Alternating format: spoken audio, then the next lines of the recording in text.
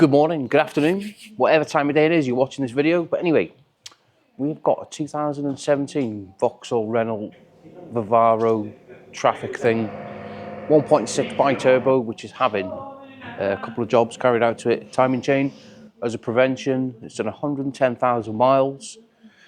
It's got a knock sensor fault, which we're going to have a little look at. Something to do with the rear brakes and a couple of tyres, I think. Anyway, let's get involved. Right, well, I've plugged into the vehicle and we've got the fault codes now, which are those on there. AdBlue dosing module. Now, it is a little bit confusing, so we jumped over to DDTSB. If you're in a workshop, this is a must. It's so handy platform to have. It gives us all the things that we need to be checking. Knock sensors, normally if you've got powers and grounds and you can high, can low go into them, it is going to be the sensor itself. Now let's get the vehicle up in the air and have a little look underneath.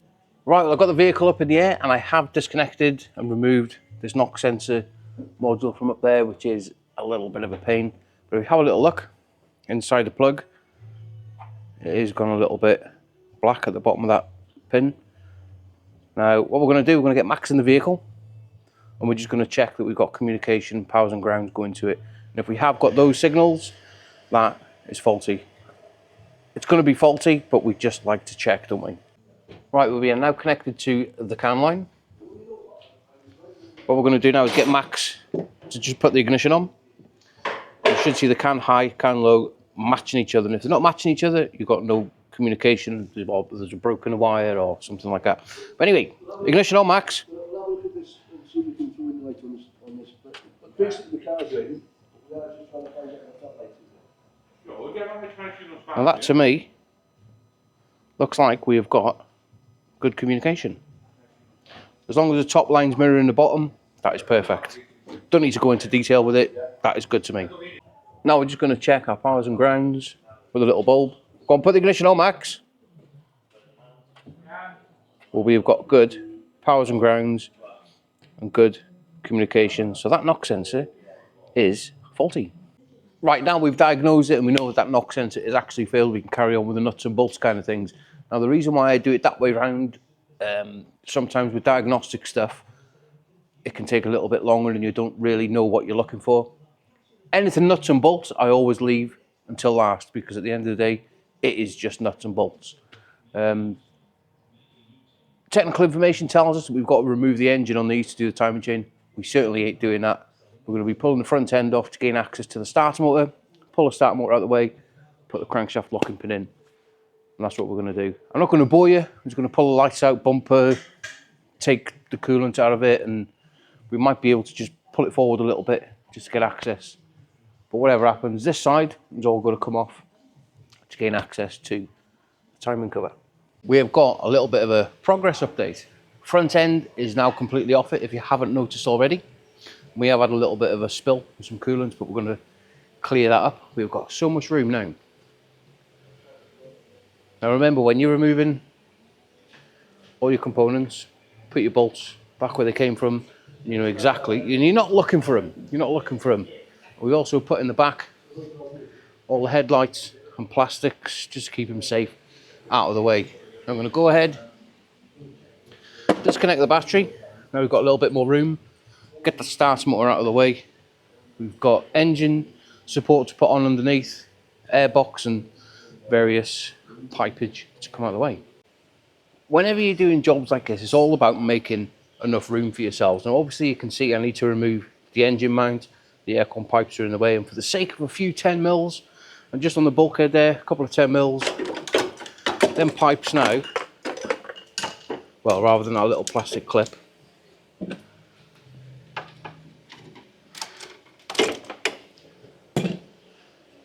they can come out of my way and we're not struggling. They can go in the back of the van. Right, well, we are making a lot of progress. Engine mounts are now off. Look at all that room that we got down there. We need to remove the water pump in a second. All the engine mounts with all the nuts and bolts are down there. It's having a new water pump. Now, remove the starter motor. Just to remove that little bung there, so we can put the crank locking pin in. Now I'm going to take it up in the air. We're going to drain the oil out of it. And then we can go ahead and remove all these 8 mils. once we remove the water pump and the crank pulley, get the engine timed up. Shouldn't be too long.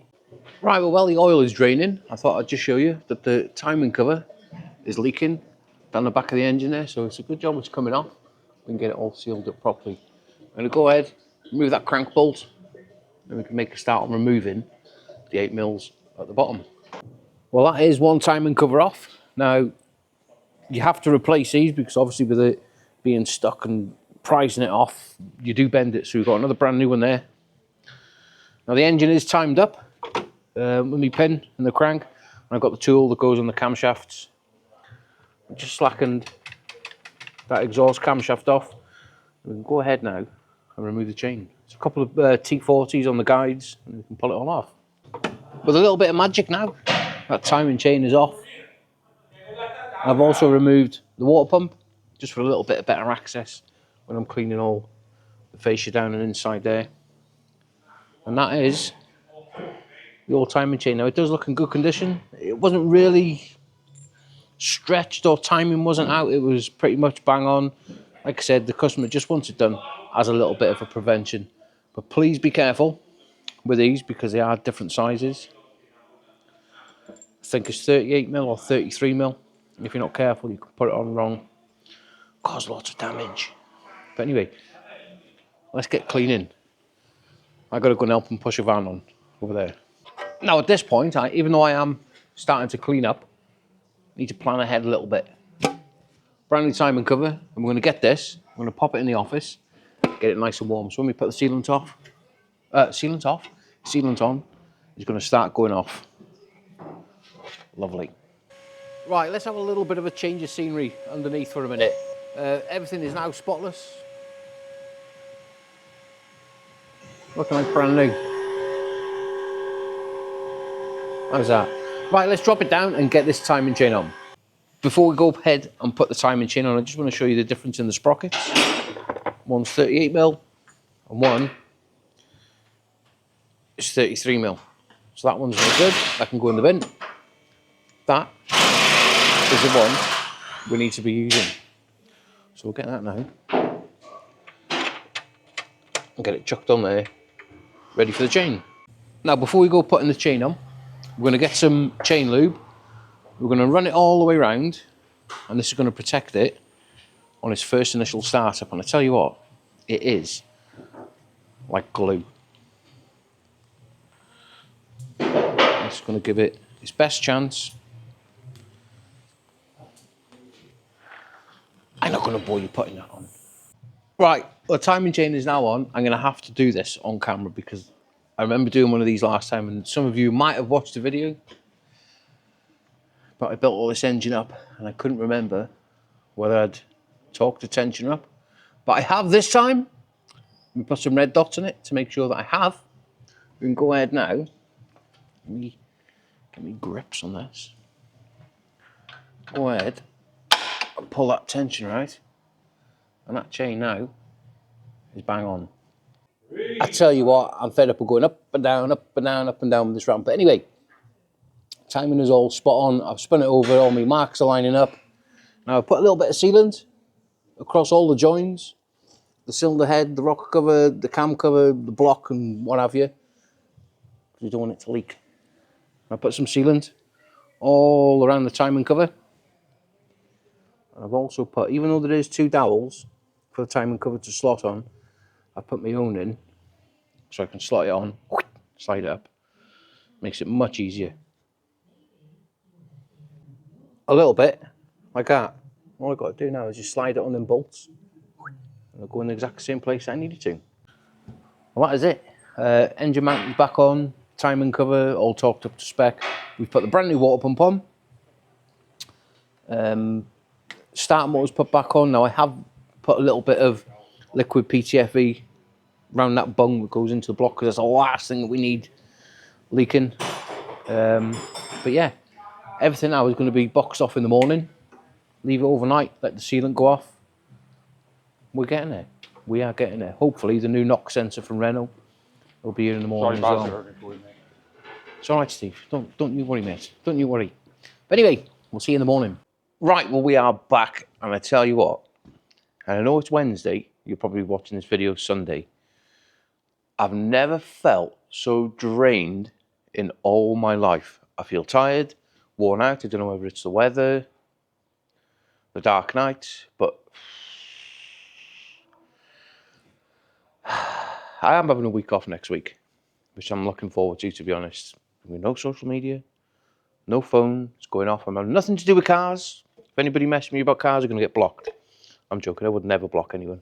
But anyway, the sealant has now gone off, and it is absolutely perfect all the way around.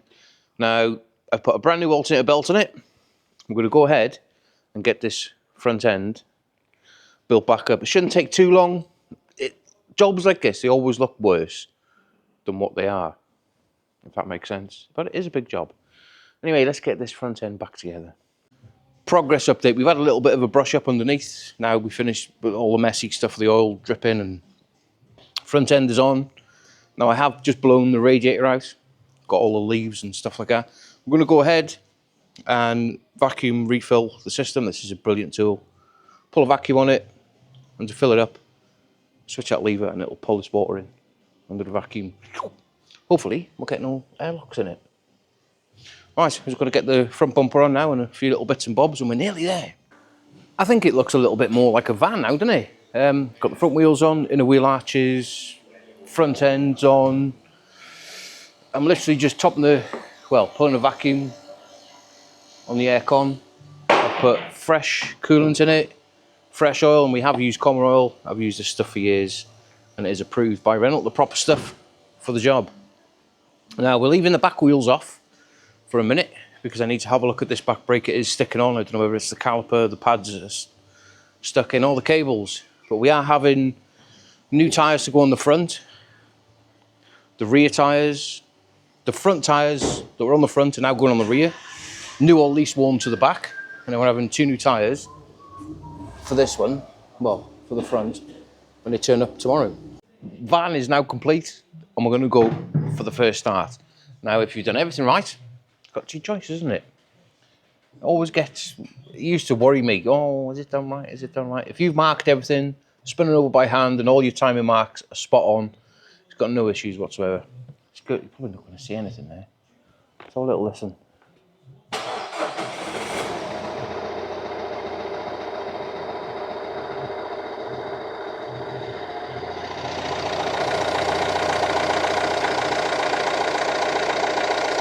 That sounds beautiful. Sounds like a little sinker sewing machine. The van's been ticking over now for about 10-15 minutes. I've checked all the lights on the front because we've had them unplugged. And that looks completely bone dry. I'm happy with that, and it is sounding perfect. I think what we're going to do now is drop it down, switch it off, get this knock sensor fitted, and have a look at the back brake. I'm going to have to be honest with you, I'm more nervous about ordering parts from the dealers that are like over £500 that are non-returnable once you're fitted than starting an engine after a timing belt or timing chain job. But if you've done your diagnosis right, it's going to be that, innit? Right, let's get it all chucked in. I need to get this job done. I feel tired, I want to go home and sleep. Regarding the rear brakes, the caliper's fine, cables are fine. I think just the pads that are just sticking in the brake caliper carrier. So we're going to give them a bit of a clean down and see what it's like. There we go. That van is now done and is looking like brand new. It's had timing chain, knock sensor, sorted the rear brake out, all the filters changed on it, fresh oil filter, fresh coolant, aircon's been topped up. Don't know if I mentioned it, 2 new tyres that are coming in the morning for it. But it's ticking over and sounding like a little single sewing machine. We've got no fault codes, I'm happy with. I'm going to take it down the road now. It's at that point where you close the bonnet and you think to yourself, have you connected the bonnet pull? You know, the cable for it. Who knows until I go to open it when I've been to test drive. But anyway, I've done everything right. Don't panic. Do not panic yourself. I'm happy with it. Take it for a test drive, check all the levels on it, check for fault codes. It's going to be okay, it's going to be okay. Anyway, that is enough of me waffling on.